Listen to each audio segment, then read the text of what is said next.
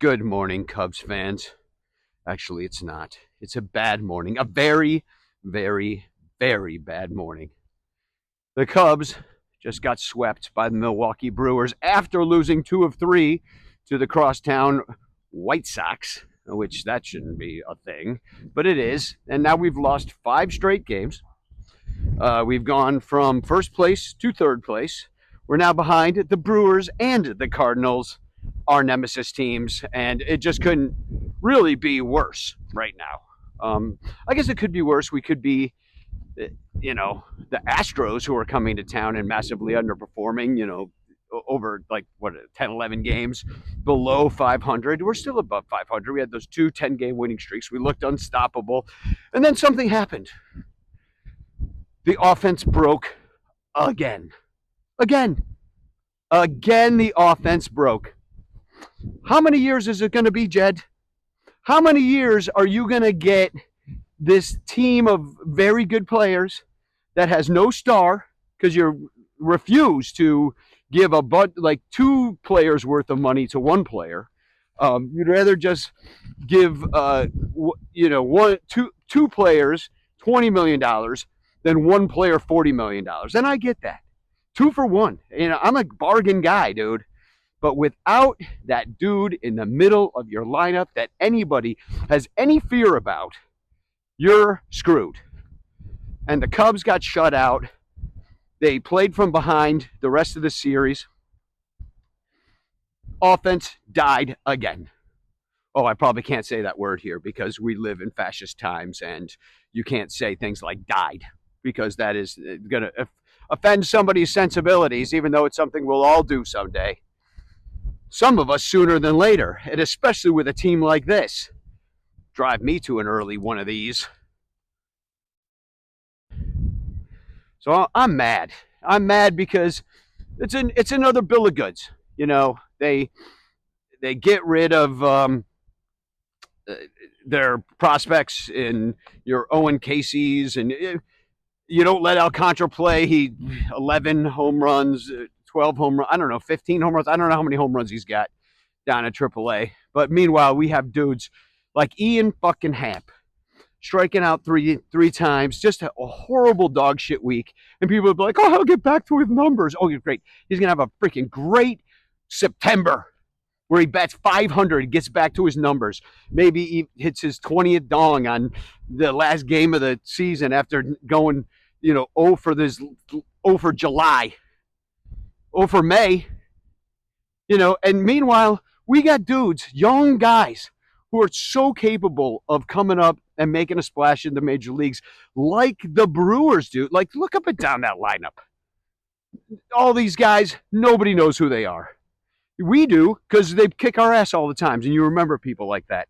But most people don't around the major leagues, and certainly not your casual baseball fan, aren't going to look, with the exception of like Christian Yelich and William Contreras, who they probably think is Wilson. Nobody knows who those guys are. And they beat us. They beat us badly. And they beat us nickel and dime, freaking base hits that get through, taking advantage of mental errors by the Cubs, which shouldn't be happening with a veteran team like ours. PCA letting that Little League home run get through last night. I mean, that's just freaking Mickey Mouse shit. I mean, there's no excuses for that. He can say SMFDB to all the fucking White Sox fans in the world, and everybody can chant his name, and it's not going to do anything if you're going to let. The one thing that we can always count on you for, PCA, was that incredible defense, but two errors in a row now. Bad shit. And he's obviously needs a mental break. He looks like he's about to break his bats over his knees again, and kid runs hot. I get it. Sometimes it can give you energy, and sometimes it can absolutely destroy your soul, having all that pent-up anxiety. And the Cubs are terrible at it. They're just absolutely terrible about dealing with it.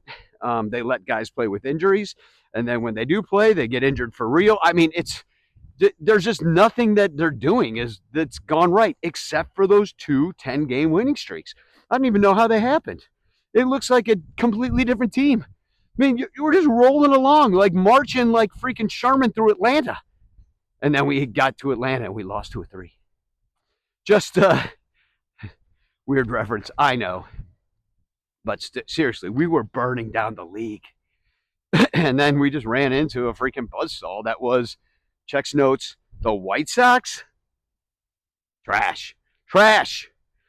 On top of it, the other thing I wanted to talk about today is the fact that Michael Cerami, my friend over at Bleacher Nation and ex TV show mate over at NBC Sports, when the Cubs actually had a decent broadcast really at the time before. We'll call it BB before Boog. You got BC before Christ. Now you got BB before Boog. Before M, BM. That's actually more appropriate. Before Marquee. And he wrote another article about how the Marquee broadcast is absolute dog shit. I retweeted it, got a bunch of love and hate for my disdain of the Marquee broadcast. But to be honest, I just don't fuck with the Marquee broadcast anymore. I've seen enough. I've seen enough to know that it's not for me. So normally, I mean, amongst our people, like, Michael Cotton's given up. He listens to the opposing team's broadcast oftentimes. I'll listen to Pat Hughes, or I'll listen in Spanish and simultest. I'll maybe have the TV on mute in the background, so if a play happens, which the radio is always ahead of the TV, if something happens in the game, I can go back and look at it. But the TV broadcast, the Boog show, as I like to call it, to me is not a very good broadcast. And it's only because of, well, I got lots of reasons. First of all, the useless stats. The random players from the past that nobody cares about, that Boog constantly brings up. And it's like, hey, remember him, JD? And JD's like, oh, yeah, I remember him. He was like a relief pitcher for the Cleveland Indians back in 1976. Interesting thing about him is his wife is named Marie. No, that's not interesting, Boog. Nothing about that is interesting. The relief pitcher, the fact that no Cubs fans care about this guy, the fact that you just found some dumb anecdote that you just feel like bringing up, or the dumb, like I saw a stat the other day that said that some base hit by Bregman had only a 19% chance of being a hit. Because, first of all, it was hit right to the third baseman, so the fact that they didn't get the out there, it was a hot shot down the third, is actually, in many cases, probably called an error. So, yeah, 19% chance it's a hit, because the other 80% the chance he's either out or it's an error, okay?